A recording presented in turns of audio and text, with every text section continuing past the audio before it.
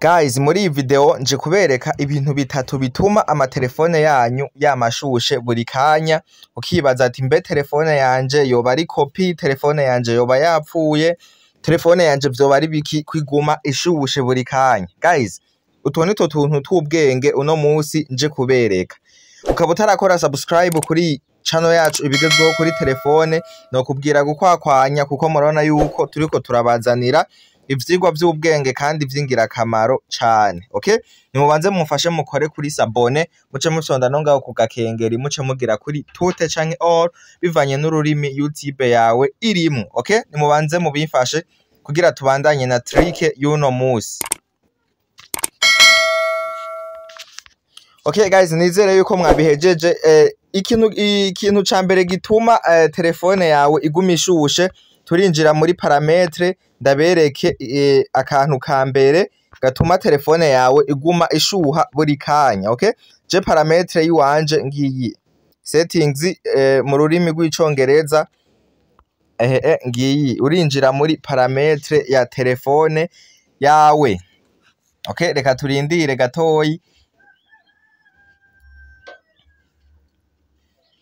Okay, dushitse muri parametre duce tuza aha kuri display brightness, kuri aka kantu akako ngaha kubo usanga ama parametre atari muri system imwe, muze kwifashisha recherche ngaha wandika brightness. Okay, brightness iri jambo niryo uca wandika ryonyene, iri jambo ngaha brightness.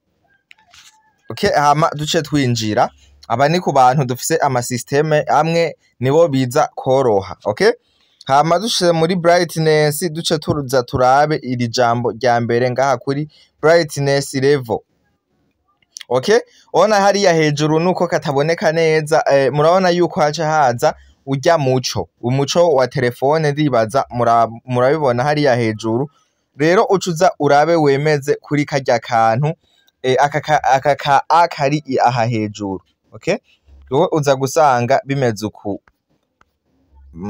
Banze ndagakureko. Okay, wowe uza gusanga bimeze uku, uce wemeza kuri kariya ka mubona aha hejuru aha. Okay, murabibona yuko ukemeje ko gaca gasa na bleu.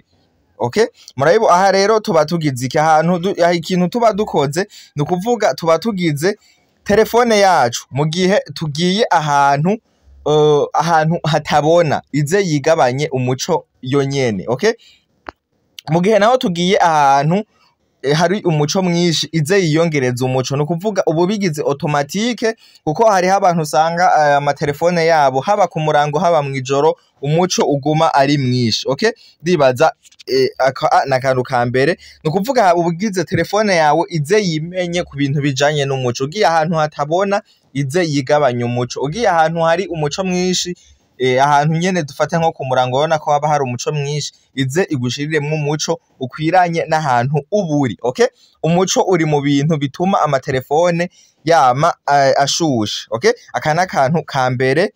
Twagiye n'akandi kantu ka kabiri. Akandi kantu ka kabiri uraza muri Play Store. Play Store yawe jewe ngiyi Play Store ngiyi. Okay, winjiremwo nkuku. Mubona yuko ntibinasaba na connection, ubona ko turiko dukora connection yuguruye. Hama ucuza aha hejuru kuri Gmail, kuri alphabet ya Gmail yawe.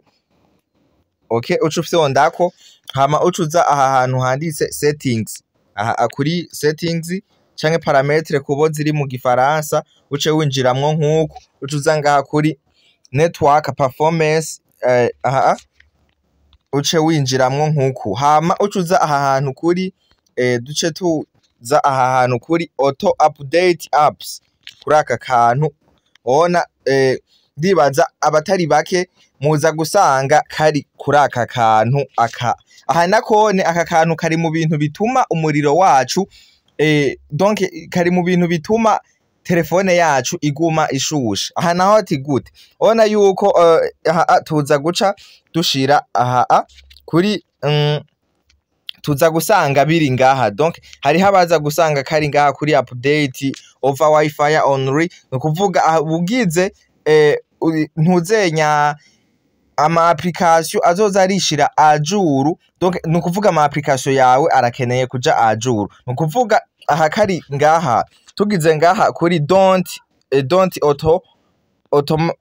update apps ubugize telefone, donc izizoze zirishira ajuru application utarinze kuja kuri wifi, donc ari uzigiriye miza ajuru kuja muri parametre nk'akarorero ari nka WhatsApp ushaka gushira ajuru ugaca uyandika recherche ugaca ufyonda metre ajuru. Okay, ndukuvuga aha rero mwebwe hari habaza gusanga kari ngaha kuri update over wifi only, nukuvuga aha mu gihe usanze karimwo ngaha telefone yawe ahantu izoba uri hose mu gihe itoye wifi izoca ihita yishira ajuru mu gihe naka kantu ka wifi kataba kuguruye nkuku yoyo izovyiyugururira vyo nyene, nukuvuga uzosanga telefone yawe izirakora ata n'ivyuzi kumvo zuko aka kantu kari ngaha. Okay, we rero uzushire ngaha kuri don't auto update apps ucugashirako, donc muze gushira kuri aka kugira akako ngaha kugira application zizoze zirishira ajuru ari imwe muzishize ajuru. Okay, ndibaza aka n'akantu ka kabiri mu tuntu dutatu nje kubereka. Akantu ka gatatu rero ariko ka nyuma ni ibi bintu tuba twaciyemwo ngaha, murazi dufyonze kuri iyi buto iya telefone yino no ku ruhande ku bantu hariho benshi gusa karino ahantu ubona ibintu wagiye urakoresha muri telefone yawe. Ubona jewe mvuye muri Play Store, narindi muri parametre, narindi muri application ya Xrecorder, narindi muri Exender. Ibi vyinshi ndibaza murabizi usanga ubona ama application yose uba waciyemo. Ibi bintu rero navyone biratuma telefone yawe yama ishushe. Okay guys, ibi bintu muze kuraba mu bihindu muze murafuta, donc application yivuyemwo za murabifuta. Ibi bintu biratuma telefone yawe iguma ishushe, kandi ibi bintu biri mu bintu bituma telefone yawe imara n'amamega. Okay, ubona yuko application dufate nimba narindi muri Facebook nkuko nkaca ndayikupa kwibuto yo hagati, ubona yo iguma ifunctiona ngaha, nukuvuga simba nayikufye. Aha rero duca tuza turabifuta nkuko.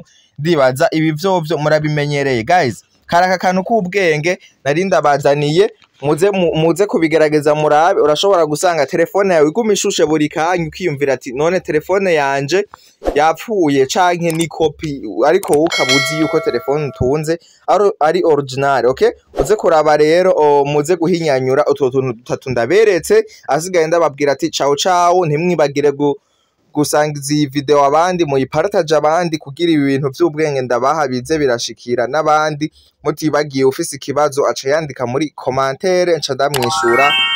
Guys, ciao ciao rero, thanks for watching.